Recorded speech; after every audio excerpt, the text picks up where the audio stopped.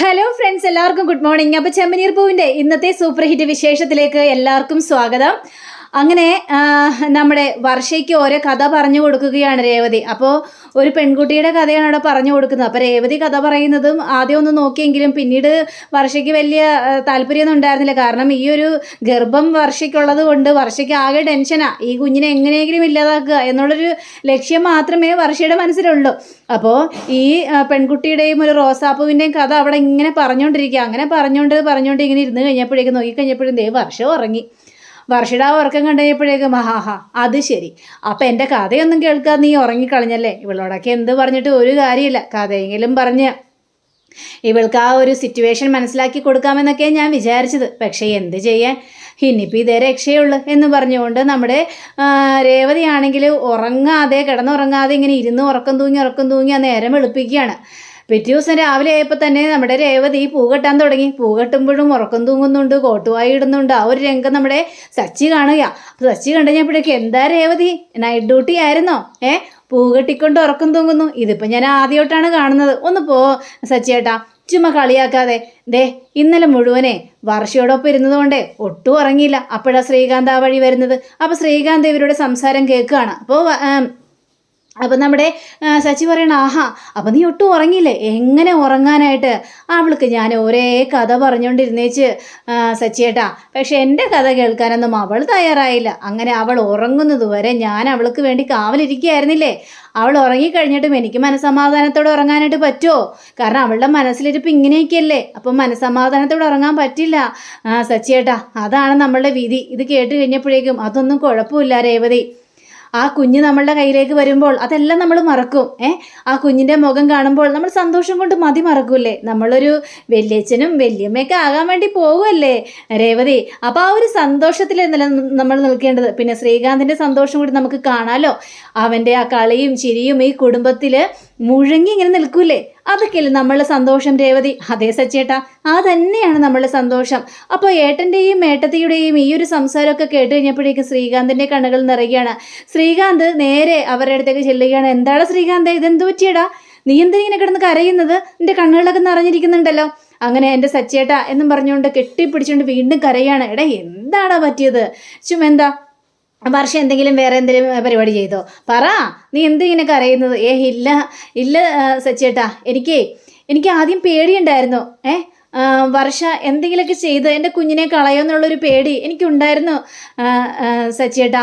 ഞാൻ കുഞ്ഞായിരുന്നപ്പോഴേ എനിക്കെപ്പോഴും കാവലിരിക്കുകയും എനിക്ക് ഭക്ഷണം വാരി തരികയും എന്നെ എടുത്തുകൊണ്ട് നടക്കുകയും ഒക്കെ ചെയ്തത് സച്ചേട്ടനാ.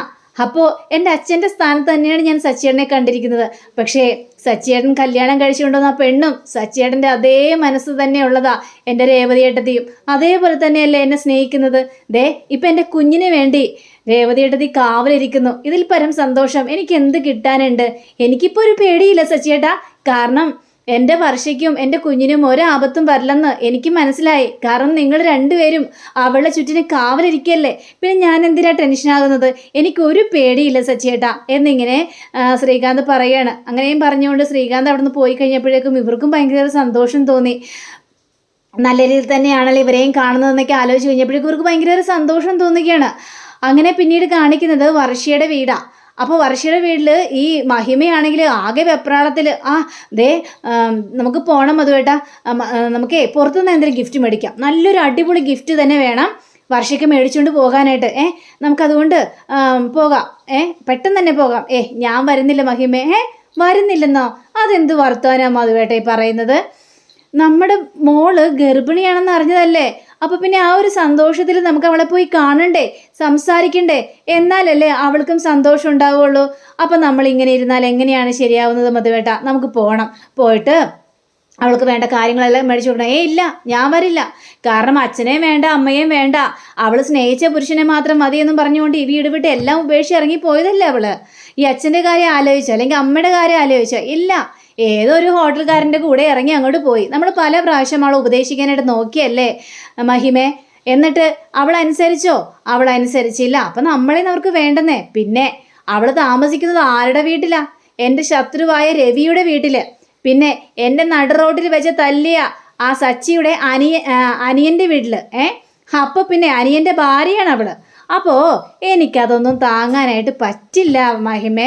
അവിടെ പോയി ചുമ്മാ നാണം കെടാനായിട്ട് എനിക്ക് പറ്റില്ല. അയ്യോ അതൊന്നും ഇപ്പോൾ ആലോചിക്കണ്ട. നമുക്ക് നമ്മുടെ മകളെക്കുറിച്ച് മാത്രം ആലോചിച്ചാൽ മതി. അവിടെ ചെല്ലുക, അവളെ സന്തോഷിപ്പിക്കുക. നമുക്ക് ആകെ ഒരു മോളല്ലേ ഉള്ളൂ, അവളെ സന്തോഷിപ്പിക്കുക, എന്നിട്ട് മടങ്ങി വരിക. കൂടുതൽ സംസാര രീതികളൊന്നും അവിടെ നിന്ന് വേണ്ടാന്നേ. നമ്മളെ മകളുടെ കാര്യം ആലോചിച്ചെങ്കിലും വരണമെന്ന് പറയുകയാണ്. നമുക്ക് അവളല്ലാതെ വേറെ ആരുണ്ട് എന്നൊക്കെ പറഞ്ഞു കഴിഞ്ഞപ്പോഴേക്കും ഞാൻ ഏതായാലും വരുന്നില്ല മഹിമേ, നീ പൊയ്ക്കോ, എന്നെ പ്രതീക്ഷിക്കുക വേണ്ട, ഞാൻ അങ്ങോട്ട് കാലെടുത്ത് കുത്തുപോലുമില്ല എന്നൊക്കെ പറയാം. പക്ഷേ മഹിമയ്ക്ക് തൻ്റെ മകളെ കാണാതിരിക്കാനായിട്ട് കഴിഞ്ഞില്ല. മഹിമ അവിടെ നിന്ന് പോവുകയാണ്. അപ്പോൾ ഈ മധു ആണെങ്കിൽ അങ്ങോട്ടും ഇങ്ങോട്ടും നടന്ന് ഈ കാര്യത്തെക്കുറിച്ചൊക്കെ ചിന്തിക്കുകയാണ്. താൻ അങ്ങോട്ട് പോകില്ല എന്നുള്ള ഒറ്റ വാശി, ആരുടെ മുന്നിൽ തലകുനിച്ച് കൊടുക്കില്ല എന്ന ഒറ്റ വാശി നിൽക്കുകയാണ്. അങ്ങനെ പിന്നീട് കാണിക്കുന്നത് നമ്മുടെ ചന്ദ്രയും രവിയൊക്കെ ഇങ്ങനെ നിൽക്കുക. ആ സമയത്ത് വർഷ ഓഫീസിൽ പോകാൻ വേണ്ടി ഓടി വരിക. അപ്പോൾ വർഷ വന്നു കഴിഞ്ഞപ്പോഴേക്കും ശ്രീകാന്ത് പറയാണ്, വർഷ നീ ഇന്ന് ഓഫീസിൽ പോകണ്ട, നമുക്ക് ഡോക്ടറെ കാണാൻ വേണ്ടി പോകണം. ഡോക്ടറെ കാണാനോ? എനിക്ക് ഡോക്ടറെ കാണാൻ പോകേണ്ട ആവശ്യമില്ല, എനിക്ക് റെക്കോർഡ് ചെയ്യാനുണ്ട്, എനിക്ക് റെക്കോർഡിംഗ് സ്ഥലത്തേക്ക് പോകണം. അപ്പോൾ രേവതിയും അതേപോലെ തന്നെ സച്ചിയൊക്കെ പറയാണ്, വർഷ വേണ്ട, ഡോക്ടറെ കാണാൻ, നല്ലൊരു ഡോക്ടറെ കണ്ട് നിനക്ക് നല്ലൊരു ട്രീറ്റ്മെൻറ്റ് വേണം, അല്ലെങ്കിൽ ശരിയാവില്ലെന്നേ. ഈ ഒരു സമയത്ത് നല്ല മരുന്നും പോഷകാഹാരങ്ങളൊക്കെ കഴിക്കേണ്ട സമയമാണ്, റെസ്റ്റ് എടുക്കണം, അത് അത്യാവശ്യമായ കാര്യമാണ്. രേവതി ചേച്ചിക്ക് പറഞ്ഞാലൊന്നും മനസ്സിലാവില്ലേ?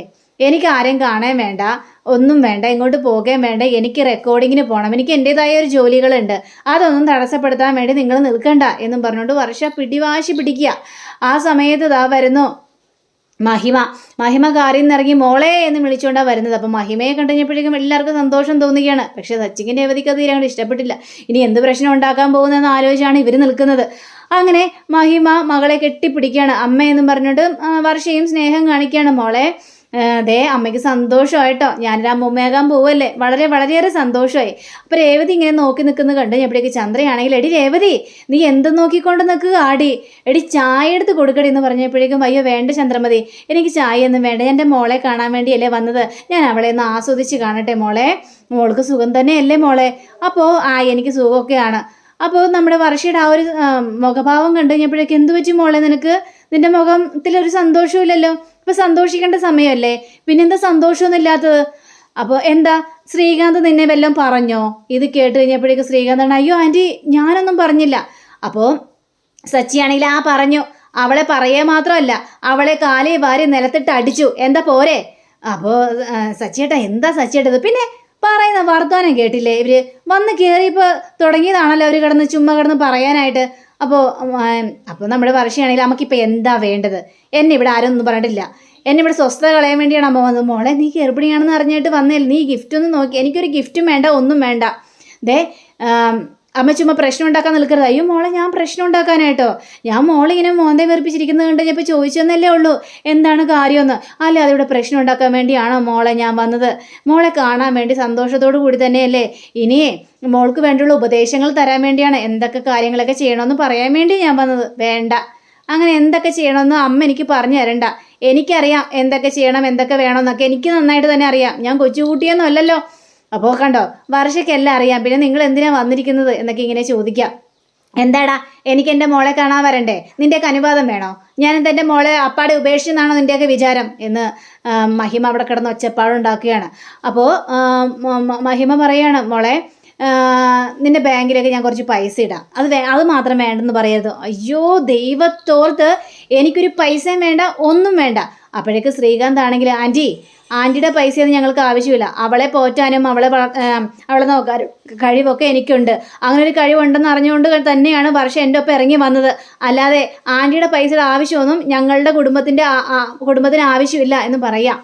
അമ്മേ ദൈവത്തെ ഓർത്ത് എന്നെ ഇവിടെ കിടന്ന് നാണം കെടുത്തരുത്. അമ്മ എപ്പോൾ വരുന്നോ അപ്പം എല്ലാം പ്രശ്നം ഉണ്ടാക്കിയിട്ടേ പോയിട്ടുള്ളൂ. നമുക്ക് വേറെ ഒരു തൊഴിലും ഇല്ലേ?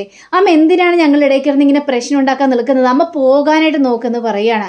ആടി നീ അനുഭവിക്കോടി, നീയേ ഇനി പല മാസങ്ങളും കടന്നു പോകുമല്ലോ, അപ്പം ഞാൻ പറഞ്ഞതിൻ്റെ വില നിനക്ക് മനസ്സിലാകും, അത് നീ ഓർത്ത് വെച്ചോടി എന്നും പറഞ്ഞുകൊണ്ട് മഹിമ അവിടെ നിന്ന് പോവുകയാണ്.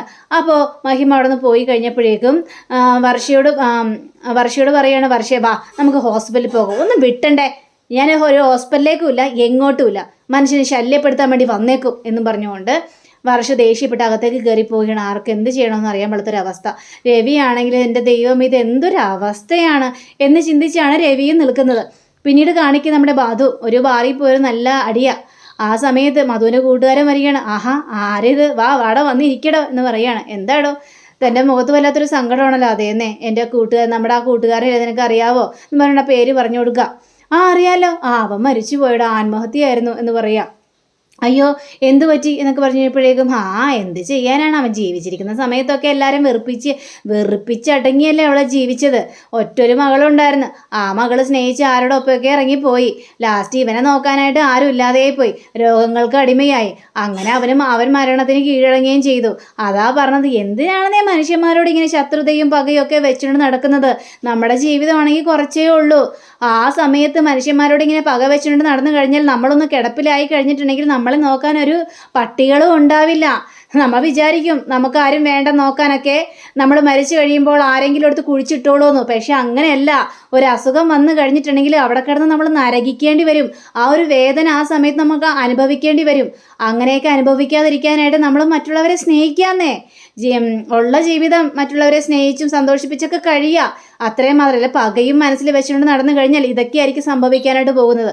അങ്ങനെ മധുവിനോട് ആ ഒരു സംസാരമൊക്കെ സംസാരിച്ച് കഴിഞ്ഞപ്പോഴേക്കും മധുവിനും ആ ഒരു ടെൻഷൻ വന്ന് വരികയാണ്. കാരണം തനിക്ക് ഇനി അങ്ങനെ ഒരു അവസ്ഥ ഉണ്ടാകോ, തൻ്റെ മരണസമയത്തും ഇനി തൻ്റെ കൂടെ ആരും ഉണ്ടാവൂലേ എന്നൊക്കെ വിചാരിച്ചുകൊണ്ട് അത് നിൽക്കുകയാണ്.